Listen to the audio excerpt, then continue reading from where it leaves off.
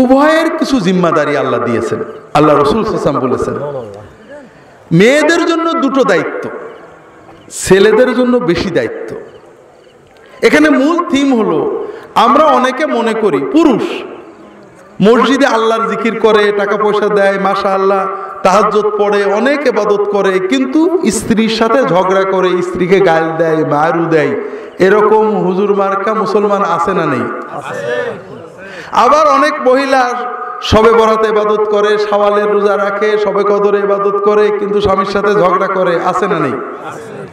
কারণ আমরা মনে করি যে রোজা রাখবো আল্লাহর কাজ, জিকির করব আল্লাহর কাজ, মসজিদে টাকা দেবো আল্লাহর কাজ, কিন্তু বোর সাথে কি করব না করবো এটা তো আমার পার্সোনাল কাজ, এখানে তো আল্লাহর কিছু নেই। বউ মনে করে যে ফকির খাওয়াবো আল্লাহর কাজ, তাসবিহ তাহলিল করবো আল্লাহর কাজ, শবে বরাত করবো আল্লাহর কাজ, স্বামীর সাথে কি করি না করি তো আমার কাজ, এখানে তো আল্লাহর কিছু নেই। কিন্তু আল্লাহ রাসূল সাল্লাল্লাহু আলাইহি ওয়াসাল্লাম কি বলেছেন? সংক্ষেপ যেটা বলেছেন সেটা হলো এই যে একজন মহিলার জন্য শবে বরাত করা, শবে কদর করা, শাওয়ালের রোজা রাখার চেয়ে স্বামীর জন্য কষ্ট করা, স্বামীর সাথে হাসি মশকরা করা, স্বামীকে সময় দেওয়া অনেক বেশি সওয়াব এবং বরকতের কাজ। একজন পুরুষের জন্য তাহাজ্জুদ পড়া, মসজিদে জিকির ওজিফা করার মতো বা তার চেয়ে অনেক বেশি সওয়াবের কাজ হলো স্ত্রী রাগ করলে রাগ সহ্য করে স্ত্রীকে গাল না দেওয়া, স্ত্রীর সাথে ভালো আচরণ করা। আপনি মসজিদে টাকা দিলে যে সওয়াব পাবেন, স্ত্রীর জন্য আইসক্রিম কিনে আনলে তার চেয়ে বেশি সওয়াব পাবেন। আমি বানিয়ে বলছি না, আমি সহিহ হাদিসের আলোকেই বলছি।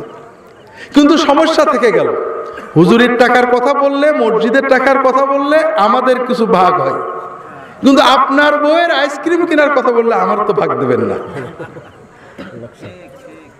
কিন্তু রাসূলুল্লাহ সাল্লাল্লাহু আলাইহি ওয়াসাল্লাম হাদিসে আসছে, তুমি 1 টাকা আল্লাহর রাস্তায় ব্যয় করবে, 1 টাকা গরিব মিসকিনের দেবে, 1 টাকা ফ্যামিলির জন্য ব্যয় করবে, বেশি সওয়াব পাবে যেটা ফ্যামিলির জন্য ব্যয় করবে। তা আমরা আল্লাহর দ্বীনকে বুঝতে পারিনি। স্ত্রীর প্রতি দায়িত্ব দুটো। 1 নম্বর হলো যে সেবা স্বামী স্ত্রী ছাড়া আর কারোর থেকে নিতে পারেন না, শরীয়ত বৈধ করে না, এই রকম সেবা স্বামীর দরকার হলে স্ত্রী তা করবেন। স্বামীর আনুগত্য করা এক্ষেত্রে ওয়াজিব। যদি ওজর ছাড়া স্বামীর কথা না শোনেন, আল্লাহর ফেরেশতারা লানত করবে। কথা কি বুঝতে পারছেন? দ্বিতীয় হলো বাড়ি থেকে বের হতে গেলে স্বামীর অনুমতি লাগবে। বাকি রান্না করা, বাচ্চা কাচ্চা দুধ খাওয়ানো, প্যাম্পার পরানো, সেবা করার, ঝাড় দেওয়া, গরু ছাগল সরানো, এসব ক্ষেত্রে স্বামীর সংসারে সহযোগিতা করলে স্ত্রী সওয়াব পাবেন। স্ত্রী যদি আপত্তি করেন, স্বামীর উপরে ওয়াজিব দায়িত্ব হলো স্ত্রীকে সহায়তা করা। কেউ সুবহানাল্লাহ বলেনি, কারণ সবার বিরুদ্ধে গেছে, কিন্তু আসলে পক্ষে গেছে, আমাদের বিরুদ্ধে গেছে। কয়েক মাস আমল করে দেখেন, বুঝতে পারবেন। তখন আর আমাদেরকে দোয়ার জন্য যাওয়া লাগবে না, হাদিয়াও দেওয়া লাগবে না, নিজের বাড়িতেই মনে হবে জান্নাত। যেটা বলছিলাম, স্ত্রীর জন্য আরেকটা দায়িত্ব আছে, স্বামীর দায়িত্বটা পরে বলছি, সেটা হলো কৃতজ্ঞতা। সেটা কি? এই জায়গায় স্ত্রীরা ঠগে। আল্লাহ রাসূল সাল্লাল্লাহু আলাইহি ওয়াসাল্লাম বলছেন, মহিলারা দোজখে যাবে অধিকাংশ ক্ষেত্রে শুধুমাত্র অকৃতজ্ঞতার কারণে। সেটা কি? কারোর স্বামী 16 আনা আদায় করতে পারে না, কারোর বউই 16 আনা আদায় করতে পারে না। এটা মানবীয় প্রকৃতি। আল্লাহ আমাদের এত দিয়েও 16 আনা আমরা খুশি হই না, ঠিক না? খালি মনে হয় আল্লাহ আমার কম দেশে, ওর বেশি দেশে, ঠিক না? কিন্তু মেয়েরা ইমোশনের কারণে অনেক সময় বলে ফেলেন, প্রায় বলে ফেলেন, একটা অন্যায় হলে জীবনে তোমার কাছে কোনো শান্তি পেলাম না, এরকম আছে না? আল্লাহ রাসূল নিজে বলেছেন যে এই কথাটা না বন্ধ করলে মেয়েদের দোজখে যাওয়া লাগবে। কারণ প্রতিটি স্বামী স্ত্রীর জন্য কাজ করেন, কষ্ট করেন। কারোর স্বামী যদি মারা যায়, ওই স্ত্রীর সামাজিক পারিবারিক সম্মান বাড়ে না কমে? কমে না? অনেক কমে যায়। আমাদের এক বন্ধু বলছেন যে ভাই, আপনার ভাবি খুব কষ্ট দেয়, খুব জুলুম করে, কি করি ভাই বলেন তো? তা আমরা বললাম, খুব সিম্পল কথা, অন্তত 1 মাসের জন্য গুম হয়ে যাও, যেন কেউ জানতে না পারে, সবাই জানে যে তোমার শেষ, খুন, মরে গেছে। এই 1 মাসের ভিতরে ভাবি বুঝে ফেলবে যে স্বামী কি জিনিস। এরপরে যখন পাবে দেখবা আগের মতো আর খারাপ আচরণ করবে না। ওই বন্ধু বলছে যে না ভাই এইরকম গুম হওয়ার তো কোনো সুযোগ নেই। তখন আমরা বললাম যে যদি গুম হওয়ার সুযোগ না থাকে তাহলে একটু কষ্ট করে ভাবির অত্যাচার সহ্য করো, ইনশাআল্লাহ সওয়াব পাবে।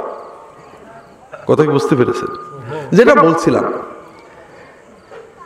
স্বামী স্ত্রীর জন্য কষ্ট করেন। যদি স্বামীর কোনো ভুল হয় বলা যাবে যে তোমার অনেক ভালো পেয়েছি, এইটা খারাপ, এটাতে কোনো দোষ নেই।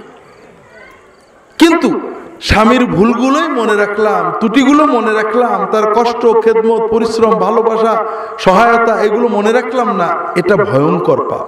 আল্লাহ রাসূল সাল্লাল্লাহু আলাইহি ওয়াসাল্লাম বলছেন লা ইয়ানজুরুল্লাহু ইলা ইমরাআতিন লা তাশকুরু লিজাওজিহা ওয়া হিয়া লা তাস্তাগনি আনহা। যে মহিলা স্বামীর খেদমত ছাড়া চলে না, তার স্বামীর সহায়তা তার প্রয়োজন, কিন্তু স্বামীর প্রতি তার কোনো কৃতজ্ঞতার অনুভূতি নেই, ওই মহিলার দিকে আল্লাহ তাআলা দৃষ্টিপাত করেন না, তাকানি না। আল্লাহ যদি আপনার দিকে না তাকান তাহলে আপনার শবে বরাতেই কি লাভ আর শবে কদরেই কি লাভ? কথা কি বুঝতে পারছেন? এটা হলো স্ত্রীদের দায়িত্ব। স্বামীর দায়িত্ব, স্বামীর দায়িত্ব বলার আগে একটা হাদিস বলি। আয়েশা রাদিয়াল্লাহু তাআলা আনহার কাছে এসে সাহাবায়ে কেরাম জিজ্ঞেস করছেন, ইয়া উম্মুল মুমিনিন, রাসূলুল্লাহ সাল্লাল্লাহু আলাইহি ওয়াসাল্লাম যখন বাড়িতে থাকতেন তখন তিনি কি করতেন? আয়েশা বলেন, কানা ইয়াকুনু ফি খিদমাতি আহলিহি ফি মিহনাতি আহলিহি কানা ইয়াখদুমু নাফসাহু। রাসূলুল্লাহ সাল্লাল্লাহু আলাইহি ওয়াসাল্লাম যখন বাড়িতে থাকতেন তখন তিনি খেদমত করতেন। কার খেদমত করতেন? আস্তে আস্তে কোন, আপনাদের স্ত্রীরা কিন্তু আশেপাশে আছে, শুনে ফেললে সমস্যা হয়ে যাবে। আমার স্ত্রী আশেপাশে নেই, কাজে আমার সমস্যা নেই। রাসূলুল্লাহ সাল্লাল্লাহু আলাইহি ওয়াসাল্লাম বাড়িতে থাকলে কার খেদমত করতেন? কানা ইয়াকুনু ফি খিদমাতি আহলিহি, তার পরিবারের স্ত্রীর খেদমতে থাকতেন। ফি মিহনাতি আহলিহি, তার স্ত্রীর কর্মে সহায়তা করতেন, নিজের কাজটা নিজে করতেন, নিজের কাপড় নিজে ধুইতেন, নিজের জুতা নিজে সেলাই করতেন, নিজের স্ত্রীর কাজে সহায়তা করতেন, স্ত্রীকে সময় দিতেন, স্ত্রীর সাথে একসাথে খেতেন, স্ত্রীকে গালে তুলে খাইয়ে দিতেন। এটা হলো রাসূলুল্লাহ সাল্লাল্লাহু আলাইহি ওয়াসাল্লামের সুন্নাত।